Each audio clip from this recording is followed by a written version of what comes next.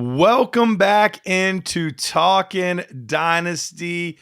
Yes, this is the offshoot show that is now on the same feed as Dynasty Nerds. And there's two pretty good looking guys on the show. One, of course, myself, Garrett Price, but the king of all, Jared Wackerly. How's it going, buddy? Pretty good. How about you? Glad we got I'm the doing good, mic man. situation figured out over here. We had technical difficulties on my end, and not usually the one that has the technical difficulties. That's true. You're usually the one we're calling when there are technical difficulties. And it was as simple as the mic on my computer was just muted. I'm sitting here unplugging the Rodecaster, plugging it back in, restarting my computer, updating the firmware, and my mic on my Stream Deck was just the mute button was pushed. So stupid. Look, that happens, you know? And the funny thing is, I was going to be like, hey, you're not just like something silly like muted. But I was like, no, Jared's the most tech savvy out of all the nerds. Like, he would know to check something silly like that. So I'm not even going to waste his time with it. Should have. So dumb. That's on me. Should've. Bad friend. Yeah, bad friend. The hell? Yeah. So I take full responsibility. But today, we have a really fun show. This is something that I've been wanting to do for a while. And there's a lot of nuance to this. There's a lot of different ways to go about this, but we're going to be talking about the art of trading today. Now, once again, if you're not familiar, in Talkin Dynasty, it's less player-centric, more concept-centric. So we're going to be talking more about concepts around what we do, how we do it, why we do it, things like that, more so than, hey, I really like this guy, I don't want to trade for that guy. Inevitably, we'll bring up some names here and there as examples and things like that, but it's more to teach us how to think more than telling you what to think. Right, Jared? Yeah, exactly. And we'll be bringing on guests that are more experts in certain areas, or maybe there's somebody that put out some different way of thinking that we want to bring on to explore that idea. So we got guests coming in soon.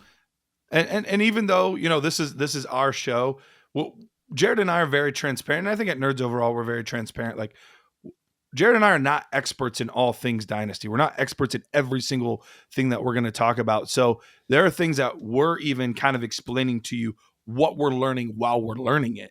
So, you know, it's not always going to just be, hey, we're really smart, listen to us. Like, no, but hey, here's some different strategies. Here's some different ideas. Here's some different techniques that we're even working through. We're learning, we're going with. And so I think the biggest one that I kind of want to start off with, and I know Jared's great, and he always puts together like some kind of little sheet. And I'm the guy that kind of like goes rogue. And that's kind of my role. That's not true, because you make all the show sheets for the main show. That's true. I do it for the main show. So that's fair. I mean, when we first started talking Dynasty, we were like real detailed with the show sheet. Now we're just kind of like, you know, not winging it, but we're a little more comfortable and a little more laid back. Yeah. Like a little more relaxed with it. But the biggest thing to me, and I think it's Eric Courts. So Eric, if you're out there listening to this, I think it was you. He put together a really awesome graphic of when to trade players and when to trade draft picks and when they have the optimum value. So we're going to get our hands on that. We'll tweet that out so people can see it. But that's kind of where I want to start this conversation of kind of understanding before we go to make trades, before we look at different tactics, before we look at all of these things. I think one of the biggest things is to understand the seasonality of draft picks, the seasonality of players, and understand when they gain and lose value based on what's going on. And some of this, for some of you guys that are seasoned players, might already be second nature. But maybe it's something that you haven't given enough thought to. So I want to go through that. And basically the general concept is, as we lead into the season and week one starts, players have a ton of value. As we get to the midpoint of the season and to your trade deadline, if you have one, or to the playoffs if you don't, players have the most value during that time period than they do any other time of the year. So when you're trying to trade for players, and look, inevitably, there will be times at trade deadlines you're going to have to go after players. But in a perfect world, you want to capitalize on draft pick values during that time period, because that is typically the cheapest you will ever get your draft picks is in season, specifically at the trade deadline. That is when first will be thrown out for super cheap, just because, hey, I'm going for a title. I'm going for a ship. I need to get Joe Mixon on my team. I need to get Keenan Allen on my team. Here, take some firsts, take some seconds, whatever it is. That's when players are very expensive and picks are very cheap. The second the season ends, the picks start to gain value. And they slowly gain value as you get to the Senior Bowl, a little bit more at the Combine, a ton at the NFL Draft, and then ultimately, basically the pinnacle is typically at your rookie draft, because we're prisoners of the moment. And we just spent all offseason looking at players, talking about players, and everyone wants the shiny new toy. And the shiny new toy is always these rookies. And so that time of year during your rookie draft is when players are the most inexpensive that they'll ever be, and picks are the most expensive that you'll ever be. So in a perfect world, what you should be doing is during your rookie draft time, trading for players, and during the season, trading for picks. Jared, am I oversimplifying this? Does that make sense? No, yeah, that's definitely the way. That's just a basic understanding, and good to like outline at the start of this show, where we're diving into trading strategies. And I think just understanding the natural market fluctuation of demand is super important, because your league is its own economy. Values are different in each league. Each owner values things differently, but that psychology and that flow of demand definitely remains true across all leagues, at least in my experience. I do want to go back to your mention of Eric Kortz, EK Baller.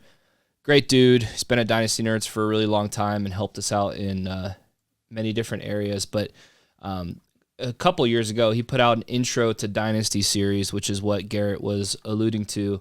And in Volume 5, he talked about trading. And he did include a really nice graphic that kind of shows you like a sleeper startup board. And it basically puts picks in for where you should value, different picks. So we'll share that article out again. And maybe we can even get Eric to update it and put it back out again. But just to back up a little bit, Garrett, I think we should talk about like why trading is important. Yeah. And so for me, and Jared, I'll let you kind of give your pitch as to, well, why don't you go first? Because I have it solidified in my mind as to, but I don't want to steal your thunder. So for you, like when you're going to make trades in your leagues, why are we even making trades? Like, why are we even doing this? Well, one, it makes the league more fun. 100%. Like, I feel like that's the hardest part in redraft is trading, because everyone's trying to win. And then when people are out of it, they're out of it. They're not tuned in anymore. They know they're not going to win. But in Dynasty, even when your team's bad, there's opportunity to trade. So it's why, it's almost why you play Dynasty, But the NFL, the NFL landscape is always evolving. Coaches are going to new teams. Players are going to new teams. There's new rookies coming in. Players get hurt. So there's constant value fluctuations. And in order to give yourself the best chance to win, you need to make sure you're capitalizing on trade windows, you're consuming content or the right content to give yourself a leg up as to who might be overvalued or overperforming right now or underperforming for possible buy lows. So when you're an engaged participant in your league's trade market, you're just giving yourself that much more of a leg up on your league mates, and you want to remain fluid. You want to remain open to making your team better and positioning yourself with draft picks down the road. So it's all about asset management and understanding values within your league and understanding your league's economy. Yeah, absolutely. And if you're a baller, like you're the man, like you come out and you draft your dynasty team better than anybody else, maybe you win year one. Maybe you do.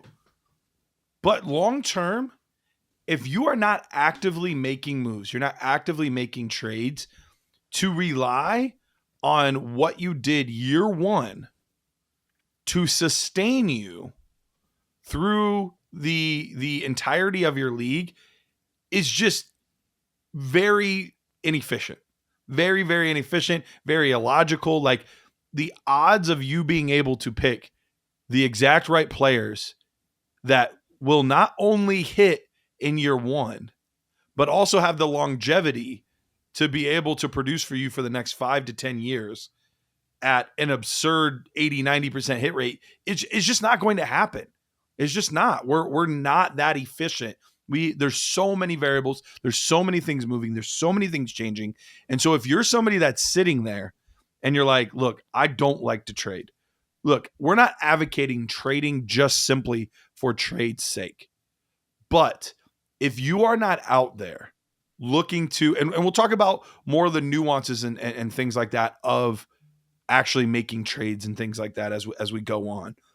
But if you're not out there utilizing different tools, utilizing scouting reports, utilizing breaking news, utilizing these different things to make moves, chances are someone else in your league is getting better and you're not.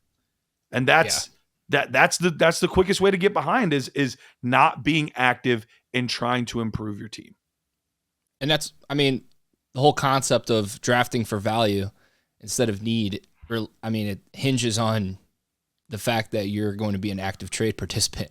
And explain that, Jared, because we say that all the time. And sometimes I think because we are, we're in the weeds, right? Mm-hmm. We say certain things, but we don't always explain what we mean by them. Like, what does it mean to draft the best player available and then trade for need? Like, you might be able to understand it based on context clues, but explain what you mean when you do that.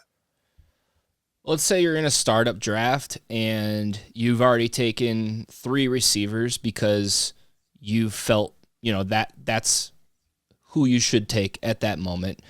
Mm-hmm. Well, let me back up again, because who you should take at that moment relies on your understanding of this concept. But, let's say technically you need a running back. You don't have any running backs on your team yet, and you're in your startup draft. But according to Dynasty Nerds rankings, the next running back off the board, you like him, but he's pretty far behind in terms of ranks and tiers than, the next 6 or 7 wide receivers or a tight end. So even though you need running back, don't draft him because you need him. You want to take the value that's there. Maybe there's 3 or 4 receivers there above him in terms of ranks or ADP that have the opportunity to rise in value depending on how they perform in this next year. Don't just draft a running back because you need a running back. You want to draft that wide receiver or quarterback or tight end or even flip the situation, However it lines up in your draft there, you want to take the value, because once you do that, you're holding all this value, and then maybe there's a team that has value at running back, and you guys can make a deal to offset that difference of that need that you have on your team. Does that make sense, Garrett? Makes perfect sense. So let me give a tangible example to this. Like you said, We're in round 4. We've taken, 3 receivers so far. Or maybe we've taken a quarterback and 2 receivers, whatever it is. You're starting to get a little nervous because you're like, oh, I probably need a running back. But for whatever reason in this draft, running backs have gone like crazy. And the best guy on the board right now at running back is Rachaad White. And you're looking there and you're like, man, I need a running back. Maybe I should take Rachaad White. But you also have Michael Pittman Jr. and Devontae Smith and Nico Collins sitting there. Now, when you're drafting for need, you're going to say, I need a running back, so I'm going to take Rachaad White here. When really, he should be going in round 5 or 6. Instead of taking Michael Pittman Jr. or somebody like that who might even be a slight value, but at least is correct as far as ADP goes. Now, I'm not saying be a slave to ADP because you have your own rankings. You have your own stuff. You don't have to stick with what Sleeper tells you or Dynasty Nerds tells you. Like, have your own stuff. I'm totally good with that. But don't go several picks, several rounds off your board just because I need a running back, so I'm going to take Rachaad White here. No. What you can do later is take Michael Pittman Jr., and then a month or 2 later, you look at a team and, man, they have 3 or 4 running backs that they're in a really good spot at running back. Hey, now instead of settling in round 4 for Michael Pittman Jr., now you were able to package Michael Pittman Jr. and maybe a second, and now you got Kyren Williams. Like a big step up in value where you could have just settled, and now you find yourself in a worse spot overall. So that's what we mean when we say draft best player available and then trade for need down the road. And so let's dig into the trade for need part a little bit more, Jared, here, because this is something that I feel like the community almost has flipped at times, where they'll draft for need and then they start to trade for value, where everyone wants to win the trade. They want to be the one where when they look at the calculator later, they won by 3,000 points or, whatever the scale is on the trade calculator you're using. They want to be the one to win. Is that important to you, Jared, or not so much? Rephrase your question. So, how important is it to you to win the trade? I'm always trying to win the trade. See, you're going against it. That's fine.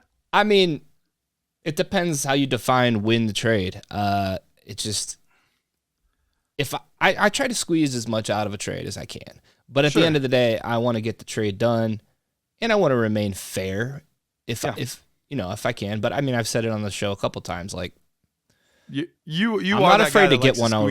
Squeeze a little extra. I will. Yeah. And I hate saying it because I'm in the league with so many people that like listen to this stuff now. Sure. And now we have an entire league based on Talkin Dynasty, so they're hearing all this. Which we need to fill an orphan for. More on that later. That's right. We do. Yeah. So I mean, I let me throw it back to you. Okay. And you're asking the question, but I want you to answer your own question so I can add to that. Okay. So for me, this is just me. And maybe I have a flawed view of this. Like I said in the beginning, even though we're in the weeds and we do all this stuff, maybe I need to reframe my perspective on this.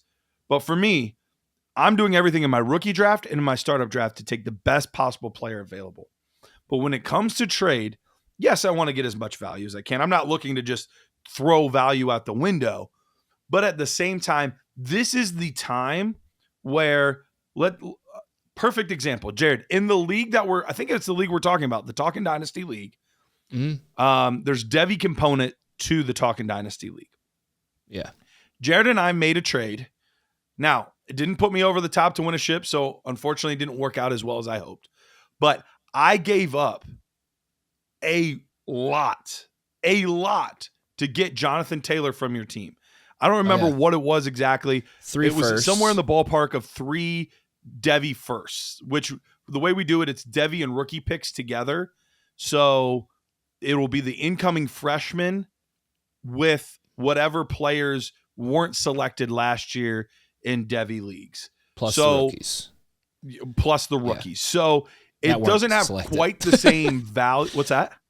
Plus the rookies that weren't being held by Devy slots. So correct. Continue. Correct. It's kind of confusing if you don't play Devy. If you play Devy, it makes perfect sense. All that being said, the first don't have quite as much value as they would in a normal league, but they're still very, very valuable assets. So I gave up 3 firsts, and I want to say Romo Dunze. It was just 3 firsts. I got you got K. Dotton and Jonathan Taylor. Okay. So in a normal league, giving up 3 firsts for Jonathan Taylor probably doesn't make sense. In this league, it's a little closer, but it still was, I think in most people's eyes, probably a slight overpay to get Jonathan Taylor. Wouldn't you agree? Probably. It's tough in those Devy leagues to sometimes value that. Yeah. It is. But even if it was a slight overpay, I'm okay with it because I liked the trajectory of where Jonathan Taylor was going. I thought he could be a piece to kind of help put me over the top. I didn't win it this year. I made the playoffs, obviously, but I didn't win it this year, unfortunately. So it didn't pan out 100% how I wanted. But I'm okay with that. Like, even still today, I'm okay with if I slightly overpaid, because that was a position that I felt like I needed and it could bolster my team to help put me over the top. So for me, if I have to overpay a little bit on a trade to where on a calculator I might be losing a little bit of value overall on my team, but I feel like it's that missing piece. Maybe it's a tight end. Maybe you're a team that doesn't have a tight end, and you know what? I'm going to slightly overpay for Mark Andrews, or I'm going to slightly overpay for Sam Laporta. Oh, okay, I need a second quarterback. I'm going to slightly overpay to get Justin Fields or whoever it is. That's kind of what I mean, where if their value is, just for easy numbers, their value is 1,000, I'm okay paying 1,200 to get that player if I feel like that's what my team really needs. So while I'm gobbling up value in my rookie drafts, I'm gobbling up value in my startups. And you can see that in the most recent startup we did. I didn't have a tight end in our most recent startup that we did with Dynasty Nerds because the value wasn't there. I'll trade for one later. But yeah, that's how I got a Dunze. I traded you Kittle in that league. That's what it was. You were sending me back a Dunze, and I was like, this is where I squeezed a little more out of it. I was like, can you add a third? You gave me a 2026 third. Yeah. I love squeezing little thirds and fourths if I can, especially in a Devy league like that. Sure.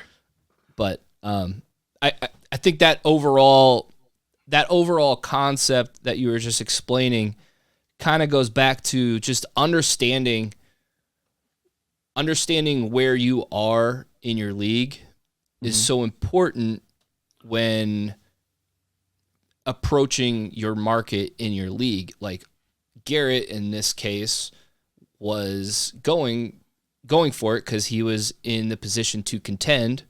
My team sucked. So I'm like, all right, let me offload Jonathan Taylor, running back, always willing to trade away a running back in a real rebuild position, load up on some first-round picks that I can either trade or take those picks with.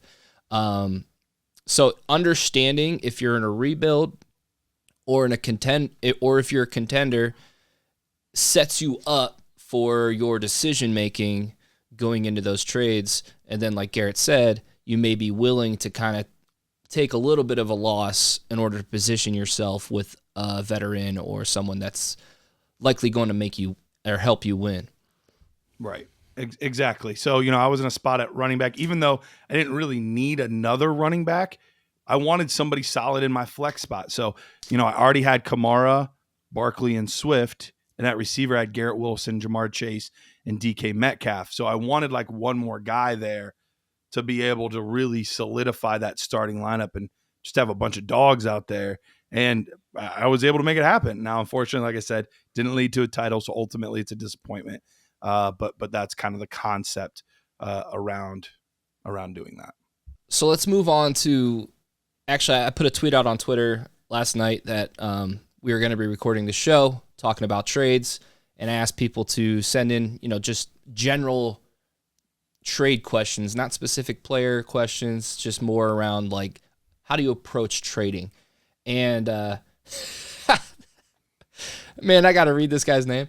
Queefer Sutherland, Dynasty Queef, tweeted at me, and he said, how do you recalculate future picks to be less than current, or do you recalculate future picks to be less than current? Example, a 25 first might be equivalent to a 24 second.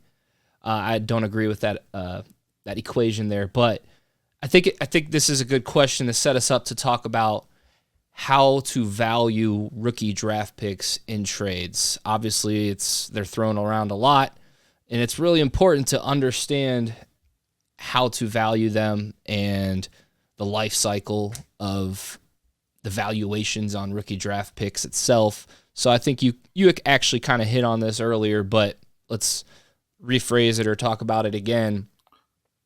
As the draft approaches for said rookie pick, so 2024 picks right now, as we're getting closer to the rookie draft, are gaining more value.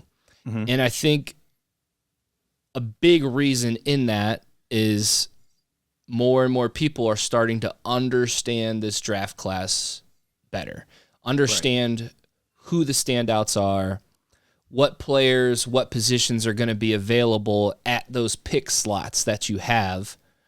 So those pick slots are gaining more and more value as we understand the draft. And then plus just the psychology of the excitement and the hype for the rookie draft itself. Rookie draft picks hit their peak value right at draft time when the draft is going on. But once that pick is selected and is now a player, that's locked in. You no longer have the option of selecting this player or this player. So the draft pick itself has more inherent value. That's correct. Before it's picked. What else would you add to that? I do have something else I can add, but I'll throw it back to you because I've been talking too long. No, you're good. You're good. And I think his question's a good one because I think he has the right concept. I don't necessarily agree with the evaluation of the value of those picks. So on the basically what he's asking, a 20, if you knew today that it was the 24 101 versus the 25 101, remove completely the names from the class and what we already know about the class is just the pick value in general. I think it's easier to do 24 206 versus 106. Let's do it that because 101 is I'll get to that. Okay. But go ahead. The next year's should always be lower than this year's, just because you're losing time. You're losing an entire year. You're losing that opportunity cost. Opportunity cost. We see the exact same thing in the NFL draft happen where, if you're going to move down in the draft and you pick up an extra pick next year, you have to pay, even if you're giving, to get the 108 this year, the Bears or whoever it would be would have to give their first this year and their first next year. Well, you say, well, their first next year could be even higher than this one this year. Doesn't matter because you're losing an entire year. And there's all those unknowns and what ifs. What could happen with the pick? Could move up, could move down. Nobody knows. So yes, a pick in the future is worth less than the one for the current year. Now, that being said, to go back to your example, Jared, 106 versus 206, to me, that is way too big of a gap. I should not be expecting to get a mid-first round pick next year for my 206 this year. It's more like 2.5 seconds for a first round pick. Like even 3 seconds, maybe. Right. So, if I'm giving up the 206, what I would expect is I'm getting your second next year, and I'm getting another second 11 or something like that. Or a few extra thirds or something like you have to decide what players and picks and all that kind of stuff. If it's 101 or let's say it's 110 that you have, I would expect to get their first next year plus 203 or something like that. Like it's not a drastic add-on, but it definitely is more valuable to have the picks now than to have to wait a next year. Because once again, we can project all we want, but we have no idea what's going to happen. Who's going to get hurt? Who's going to go back to school? What each class, you don't know until that class actually gets there. So project all you want, but I still need, you could say next year's class is the best class we've ever seen. Okay. You're still having to pay more for the 110 this year than trying to give me 110 for next year. Does that make sense? Yeah. And I still don't think we've fully even answered this question because, like, okay, you guys have told me, you know, the life cycle of the draft pick itself and where it's most valuable, where it's less value, but what is actually the value? And Garrett just went into it a little bit with like draft pick to draft pick, but in terms of like valuing the draft picks versus players, you know, I don't personally use trade calculators to be a final destination on if a trade is good or not, but they can be good building blocks and starters to kind of help you out and guide you when building out a trade. But another thing that I like to do, and I think is super helpful, is to go back and look at how a startup draft after the rookie draft, after the NFL draft has taken place, with rookies included in it, so like a June or July startup, go back to last year and look at the startups and see where Zay Flowers was going. See where Quentin Johnston was being taken, Zach Charbonnet, Achan, all those guys, and compare it to rookie draft ADP so you can kind of figure out, like, okay, this guy was like the 106. Okay, this guy was like the 108. And just kind of see where they're going in terms of a startup. And that will give you a good guide and a good measure as to how to look at this year's 106 or 107. Compare like those guys' draft profile. Okay, Zay Flowers, first round receiver, mid first. Okay, you know, who was taken mid first as a receiver this year? Stuff like that. I think that can just be like a good guide and a help as to like how to value what players versus who you're trading for. No, I think there's a lot of wisdom in that. And along the same vein, I like to try to have, before I make any trades getting rid of or acquiring draft picks, I like to have at least the first 2 rounds of my board somewhat solidified. Like I know roughly, you know, if I had to pick the first 2 rounds just by myself, I know roughly at the 111, I would have Keon Coleman. I know roughly at the 202, I'd have Marshawn Lloyd. I know roughly at, you know, where you have a pretty good idea of the first 2 rounds. And then you can go and say, okay, they're offering me A.J. Brown. Would I rather have A.J. Brown? Because it's tough when you say, would you rather have A.J. Brown or the 104 and the 110? I don't know. But when you can say, would you rather have A.J. Brown or would you rather have Malik Neighbors and Troy Franklin? Okay, well now we're talking. Now let me think about that. Yeah, let me go to the film room. Let me see who this guy is, or what's Garrett and Jared's nerd scores say, or you know, whoever your favorite creators are that you guys follow. Like that. Yeah, because it's so much more abstract when it's just the picks versus, okay, now if I can put names to the picks, like we said, the picks have inherently more value because they can still be anything, but that gives you at least a close look of what should I expect if I trade for these picks and then actually make them. Yep. So I think the final piece to this is just like, again, rebuild contender, you know, or does this guy have any draft picks in this draft? Is he just trying to get into this draft because he wants a shot at some players? So team needs, team demand, you know, what are you trading for? Who's trading for what? Just understanding the demand of your trade partner is another aspect that's going to drive the value of the trade and the pick. Absolutely. There was another guy, and I don't know who it is, and you can look it up maybe as I'm talking, but there was another question that I read that was along these same lines that I think it might be good to address here. And it's trading for future picks. Like if it's a league where trades are tough to come by, specifically that year's draft picks, how do you feel about trading into picks in the future? And to me, it's a little bit of a mixed bag. So part of it is, and this is going to sound dumb, but how good is this league? Like, are these people committed? Is this your first year doing it?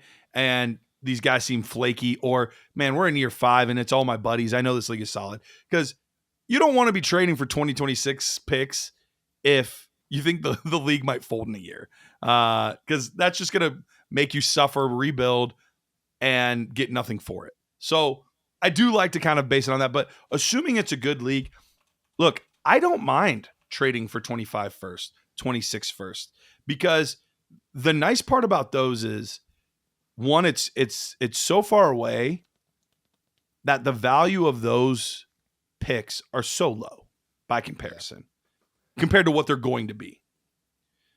2, teams think they know where they're going to be in 25 and 26, when in reality, so much can change between then and now. So trading a contender, getting a contender's 25 first or 26 first could end up being the 102, the 103, like, because most teams are not able to contend for 4, 5, 6 years.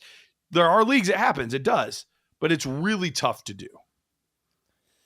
I like to get future picks thrown in if I can, like thirds, fourths. I'm always trying to accumulate thirds and fourths, because they're just draft picks are the most liquid asset in Dynasty Fantasy Football. It is. They don't lose value.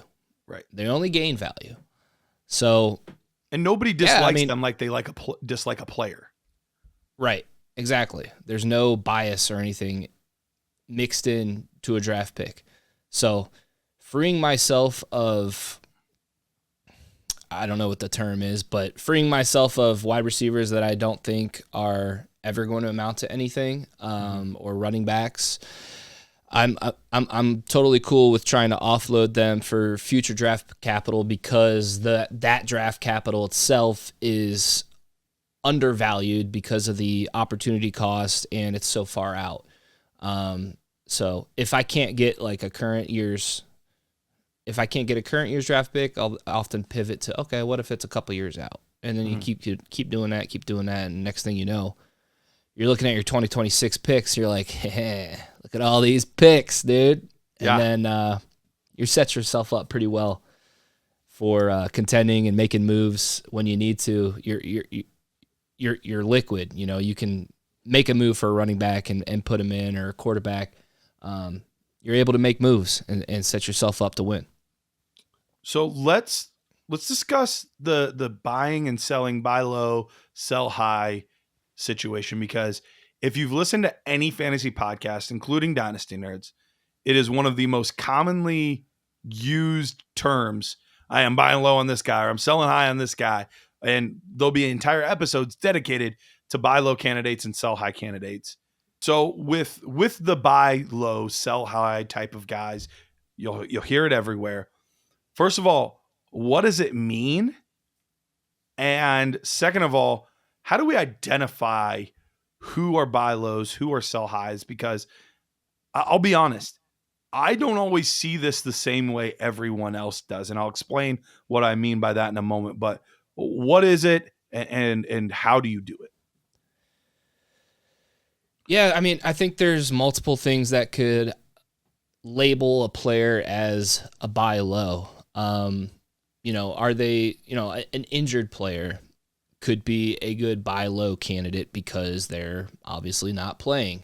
So sometimes those type of players are good targets for teams that are maybe rebuilding, because they can hold that player because they know they're not really going for it this year, and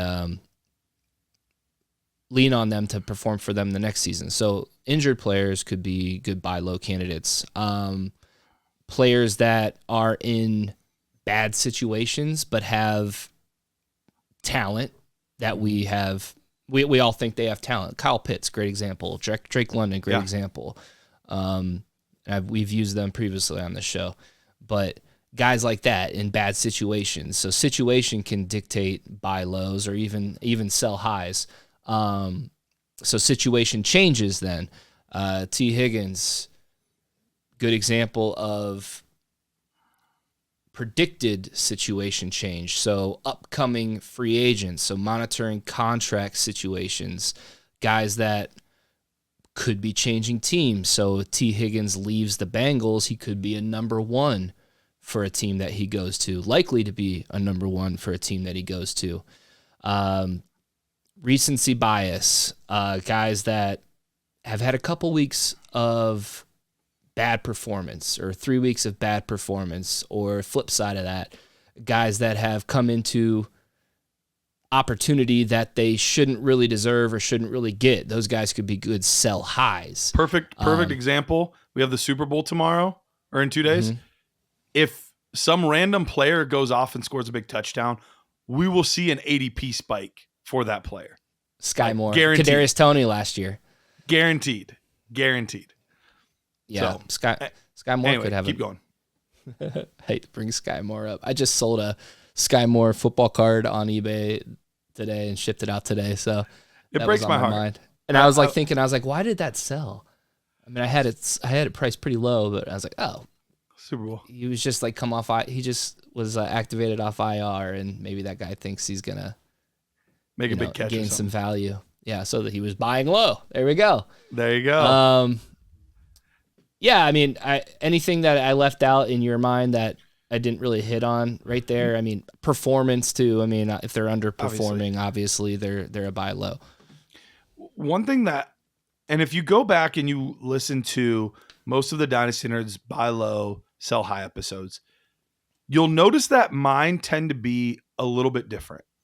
And I haven't really brought this up or talked about it much before, but if everyone in fantasy Twitter or fantasy TikTok or fantasy whatever, any platform, and everyone's talking about this guy as a sell low or a sell high, he's probably not, because that means everyone is starting to value this player in this way, and it's too obvious. If it's that obvious where everybody's talking about them as a sell high, they're probably not a sell high anymore. Conversely, if everyone's talking about this guy, buy this guy low now, buy him low now, buy him low now. Well, if everybody's saying it and everyone starts buying him, what happens? The price goes up. He gets more expensive. So in a lot of my buys and sells, and look, they don't always work out, but you'll see guys that don't always fit the traditional mode. Typically, we see sell highs on running backs that are 26, 27, on receivers that are 29, 30, on, guys like that are looking at potentially hitting that age cliff. That's kind of the easiest layup of a sell high. And look, if you can do that in your league, important to talk about for sure. We should go into that a little bit. Yeah, if in your league you can sell a guy at 30 and somebody's still valuing him as a 27-year-old star, well, yes, go ahead and do it. But most people are cognizant enough to say, I'm not going to pay the same price as when he was 27 now that he's 30. I need a discount on that because I don't know how many years I have left. So in my mind there, that guy is no longer a good sell high candidate because I'm having to sell him at a discount due to his age. So if you look at a lot of my sell highs, typically they are guys that are in, 23, 24, 25 at running back. They're guys that are 26, 27, 28 at wide receiver. They're guys that have not hit that age cliff because nobody wants to sell those guys.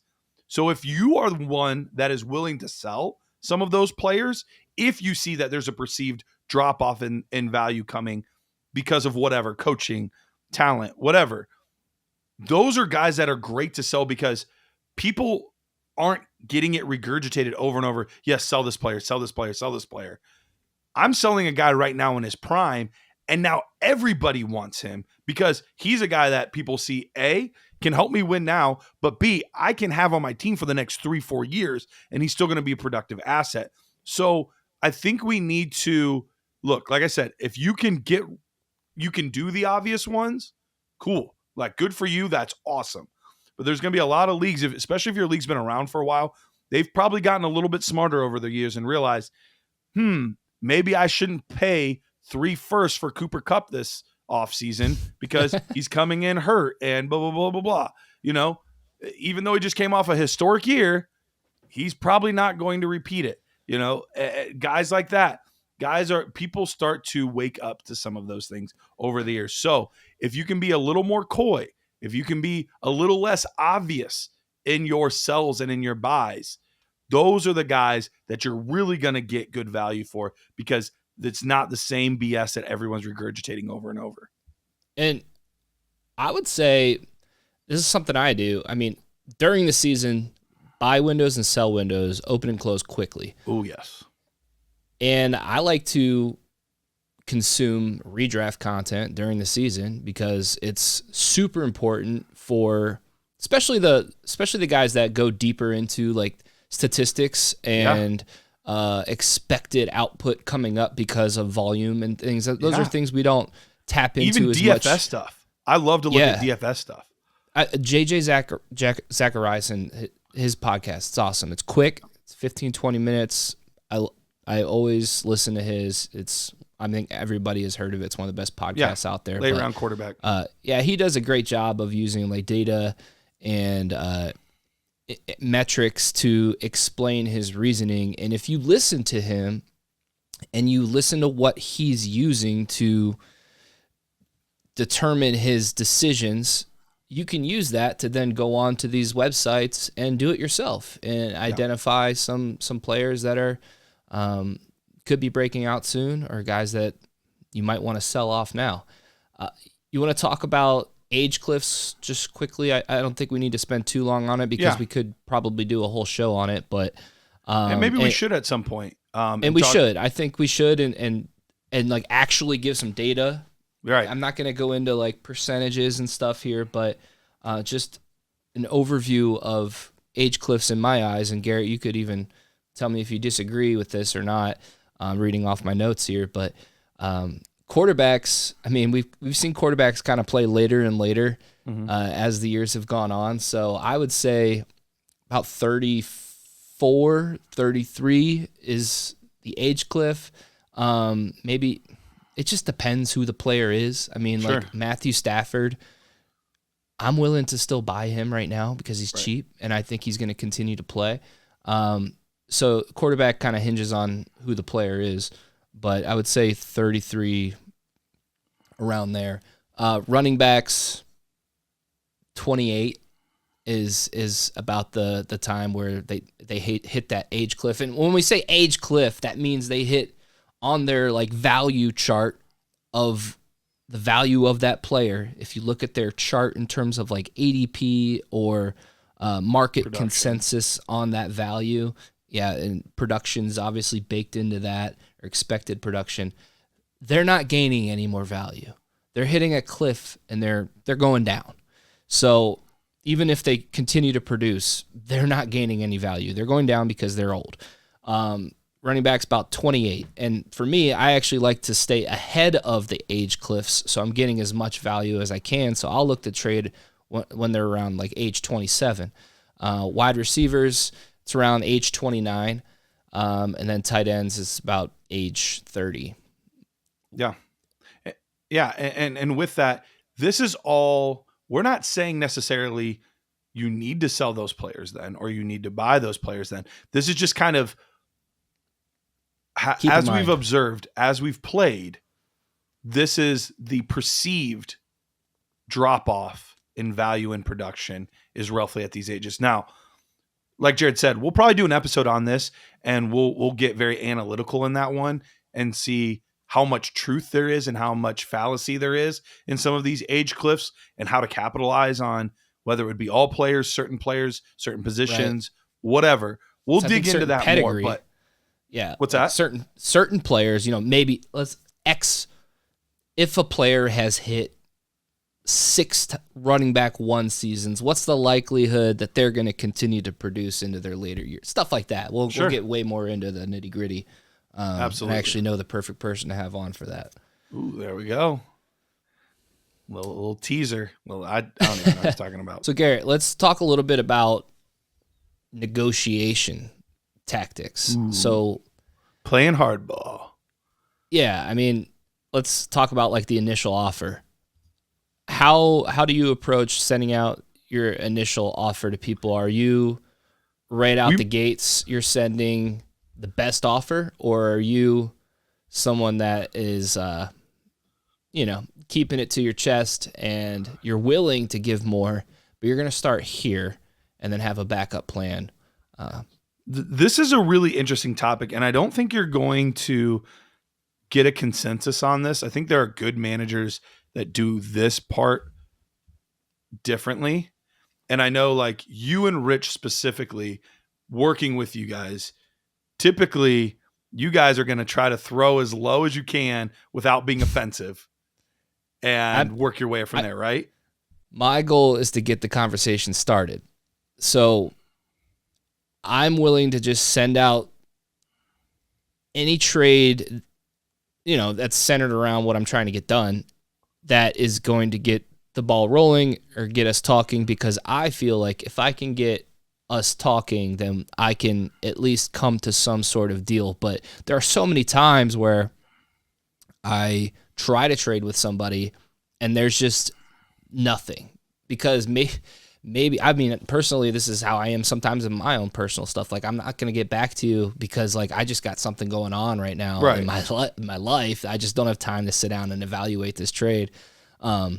So if I can get the conversation going, I know that, okay, maybe this guy is open to getting a deal done. That's just what I want to know. So, yeah, I don't send my best offer out of the gates. I wouldn't say I send my best offer, but I usually try to send an offer where if the tables were turned and I had received that offer, it would at least be something it would make me go, maybe I won't take this, but we're not far off. Like I tend to not lowball. I can't say I've never done it. There have been like a few circumstances where the certain player, the situation around that player kind of allowed for that kind of thing. Yeah. But for the most part, I try to send a pretty darn good offer at first. Because part of that for me is because I've been on the opposite side where I'll get an offer and I'm like, dude, after this offer that you just sent me, I don't even know that I want to talk to you about this player because we're so far apart that I have no idea how we're even going to come to a consensus on this. So sometimes the offer can be so bad where I'm like, dude, we're not even on the same hemisphere right now. And as somebody that sends a trade, I want to know that. Like, I want to know if I'm wasting my time. So respond to trades, guys. And are you someone that will send a trade and provide like reasoning and justification? Or, I mean, personally for me, I like to at least let them know what my like intent is. Like, hey, I noticed you need some wide receiver help. I need some running back help. I think this trade helps both sides.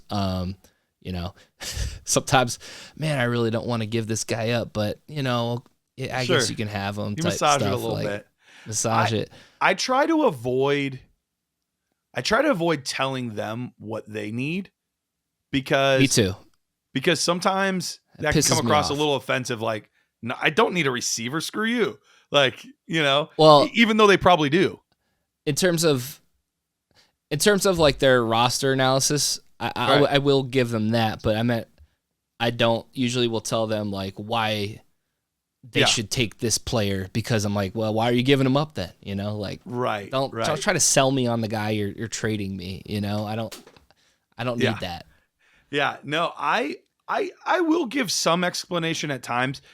Typically where I'm the most likely to give a lot of feedback is on a trade that was just offered to me that I think is at least worth discussing. Like I said, sometimes they're so bad where I'll either tell them like, bro, we're not even kind of close, or I'll just straight out reject it and like move on because I don't even feel like talking to them because it's such a bad deal. But if someone offers me something, I'm like, okay, I see where they're coming from. Like, so there might be something here. That's where I'll start to communicate a little more and be a little more open to some feedback and some thoughts on it.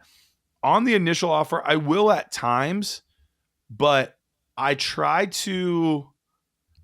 my best, and it doesn't always come across this way. I know that, but I try my best to not sound like a used car salesman. I really want to just be like, hey, you have this player that I like. I'm interested in him. Is there a deal to be done here? Like that's more my route. Now, maybe that hurts me at times. Maybe I could do a little bit better of a job massaging it. But I've been on the opposite where I'm like, bro, why are you trying to sell me this polished turd? Like this is you're making this dude sound like the next, Pat Mahomes. I don't even know if he's gonna play next year, that kind of thing. So I tend to be a little bit more straightforward, but it's different person to person too. Like there are certain people where like if I'm trading with you or I'm trading with Rich or like that conversation looks very different than it does with a guy that I like sort of know or those conversations look very different too.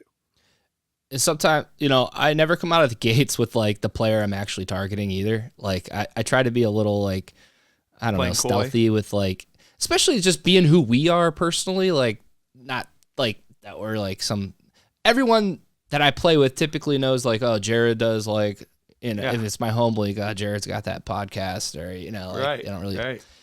So they're like, what's he up to? So I always have to like 100%. Kind of keep like that affects me or when I'm trading personally, maybe not, obviously not everybody. So I have to kind of be coy or like a little stealthy with the things I'm trying to do. But I would say, when you are making your initial offer and you're trying to find a trade partner, the Dynasty GM at Dynasty Nerds that we have is the best tool for that, in my opinion, because we give you who's strong and who's weak at what position in a graph view. So it's really easy to see on our app.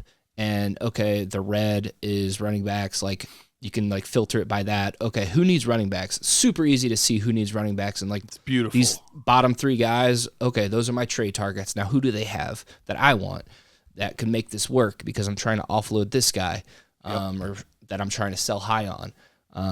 That's kind of how you can approach who your trade partner is going to be. Counter offers.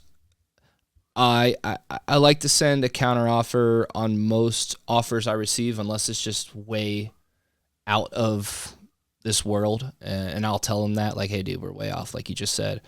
But I'll send a counter offer if it's close and just let them know kind of where I stand without even really talking. I'll shoot them back a counter offer. That's okay. This is a little more in line with what I'm feeling. And then they'll, we'll go back and forth until we can arrive at something.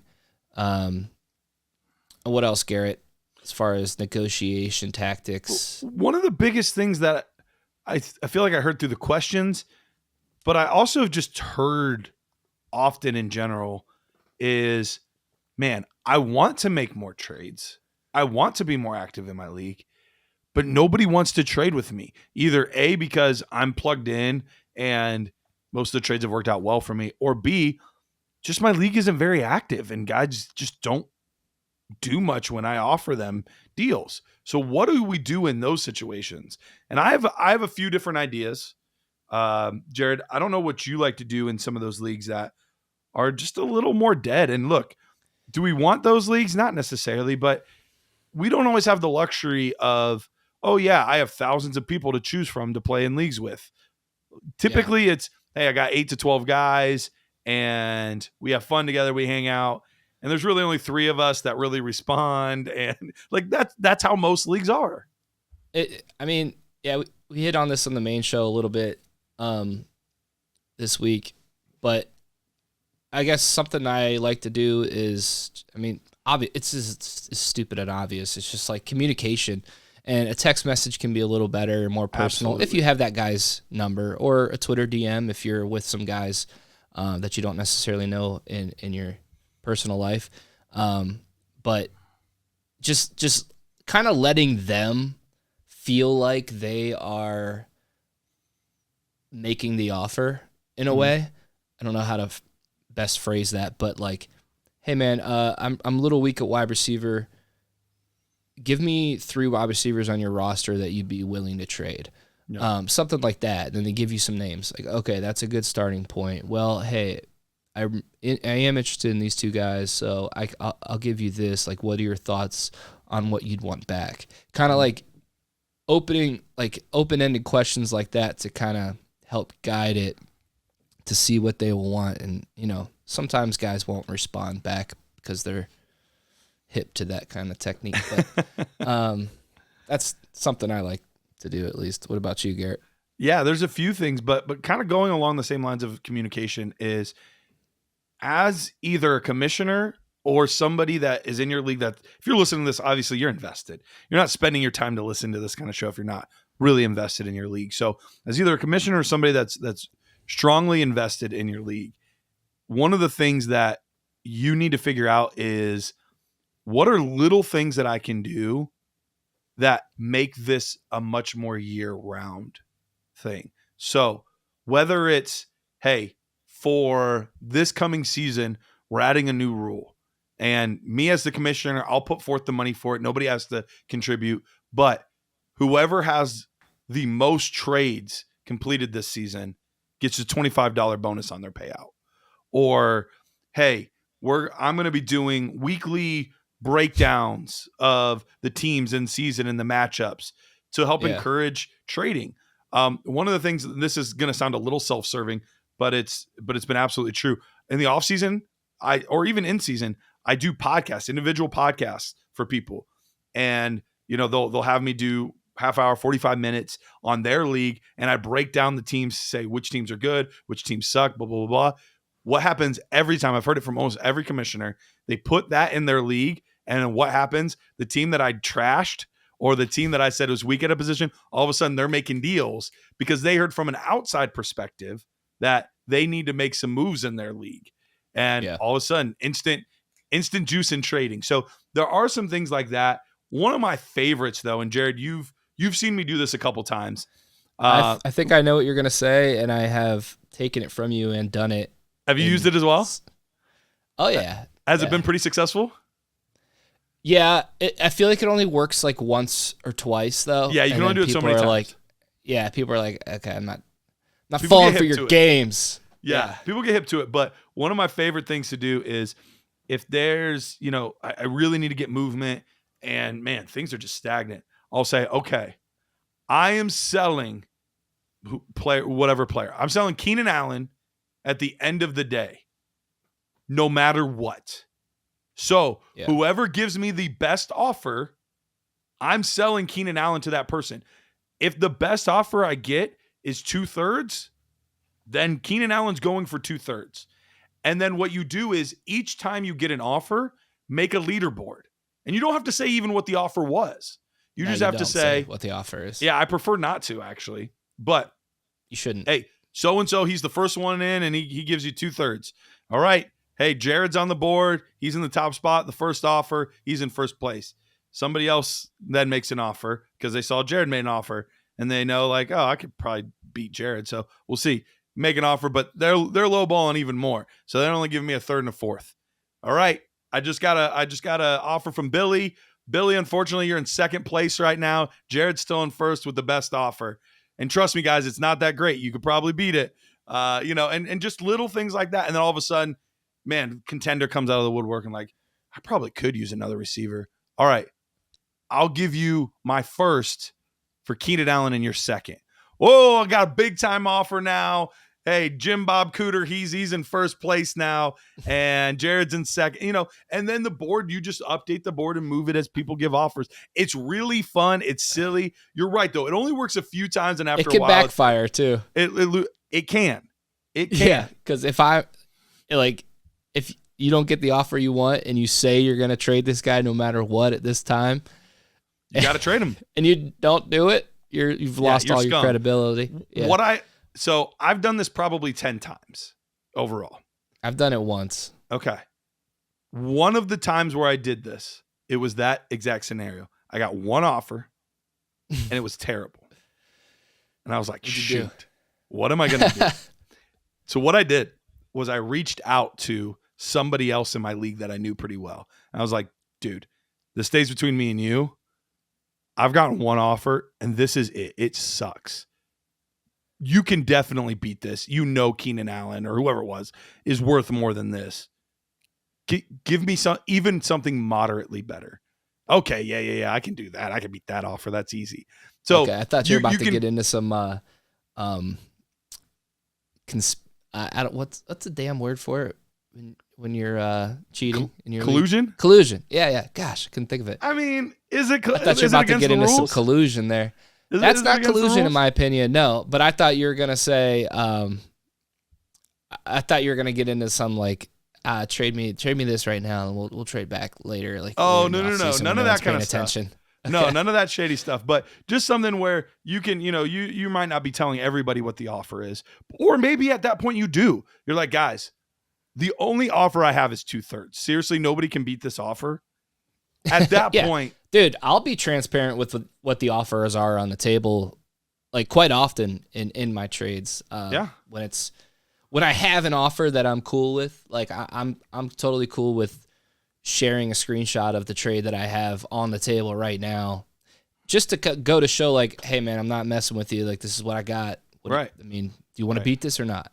Yep. Because that's usually the best way for me to get the most out of a trade is just being transparent with what I have offered to me. Absolutely. And I have no problem doing that. Some people do. Like, hey, you sharing my trades? The hell, man. You send it to me, bro. I'm the one. Yeah. I can do whatever I want. All right, Jared, I think we've done a lot. There's so much more we could do. We talked about earlier. We could have probably made this 2 episodes because there are definitely other things that we can get into. But I feel like we've covered a good majority of the things that involve trading. Anything else that you want to touch on as we wrap up? No, I don't know. I don't think there's anything else that I mean, I feel like if we keep going, we're just going to there's just so much to still get to, I feel like. And a lot of this stuff, I'd rather get into the nitty gritty on. And maybe we should have broken this show out into 2 episodes like you were telling me we should. And I was like, no, let's just keep going. But no, I think we definitely did a good job of hitting on a lot of the key concepts and things you should understand. Maybe in future episodes, we can try to take each one of these key concepts, like, for the buy low, sell high, maybe we can get into like, what are the metrics you should be looking at and just try to get a little more detailed than this episode did. I think metrics in general, like what metrics actually matter? What are those like key performance indicators, those KPIs? What are those numbers that we should really be looking? Because the average fan does not have time to dig into tons and tons of numbers and data and try to decipher on their own what that means. So maybe this is something like, hey, here's 3 or 4 things that you should look into. Like, these things tend to have historical significance on player values and performance. Yeah, that'd be a good episode. Definitely want to have an expert on in that regard. For sure. Because we are not those guys. But feel free to let us know. Like, we want, that's the purpose of this. We want to talk Dynasty. We don't want to just talk about players. We want to talk about this game we love and how can we take this from a game of checkers to chess to 4D chess to how do we level up and how do we understand this so we can constantly have the edge? Doesn't mean we're going to win every year, but how do we give ourselves the best opportunity to win every year? And that's what we want. So if there's specific things that you're like, man, I would love to hear an episode on this, or here's a guy that you really need to talk to, let us know. That kind of stuff would be super helpful. We would love to do that. Yeah, for sure. All feedback is welcome. Just like reviews are welcome and appreciated. So because now we're on the Nerds feed. So let Rich know. If you guys like the Talkin Dynasty show, yes, make sure to leave a 5-star review on the Dynasty Nerds feed, and just maybe mention, I love that Talkin Dynasty show. That shows, I love it. Jared and Garrett are great. Jared and Garrett, screw Rich and Matt. You know, we want Garret and Jared. No, obviously I'm part of both shows, so you know I have a foot in both. Hey, both I am areas. too. You know, when That's I can. true. True. But no, we would appreciate. I want to have Rich that. on this show. Oh, we will 100%. Yeah, we gotta dig into that brain. And any episode we don't feel like talking much, we'll just have Rich on, and it'll be great. Anything else, Garrett? No. I feel bad now. I feel like I'm bashing Rich and Matt too much. I do love those guys. You know, Rich listens to this show, so he's gonna pull me into his office, isn't he? He's gonna pull you into his office and make you lick his toes. Probably. He's gonna bust out the crystal balls. All right, let's end this. All right, guys, we appreciate you listening. We'll be back, like we said, roughly every other week is kind of the rhythm that we're looking at here. And we'll definitely be back. We'll be talking more things Dynasty, breaking down more things. This will likely also be the show that we do a lot of coverage of the Nerd Score. So yeah, we'll have to figure out exactly how that works because this is on the free feed and not the paid feed. So obviously we can only give so much because we want our paid customers to be able to get all of that information. We're not giving it away. But that being said, this is a good opportunity to plug. Look, if you want that kind of stuff, you want the Nerd Scores, you want the film room, you want all that, join the Nerd Herd, man. Join the Nerd Herd. Best money you're going to spend. Still so much cheaper than so many other tools out there. We keep it that way on purpose because we never want this to be something where we're pricing people out. I mean, $5 a month. You can't beat that. $5, $6. It's $7, Garrett. We raised $7? It. Yeah, but there's ways to get a better deal. Yeah, I was gonna say we run specials and stuff all the time. There's specials that are advertised on this show they're listening to right now. Yeah, yeah. There's discounts out there, so look for those. Join us next time here on Talkin Dynasty. Goodbye.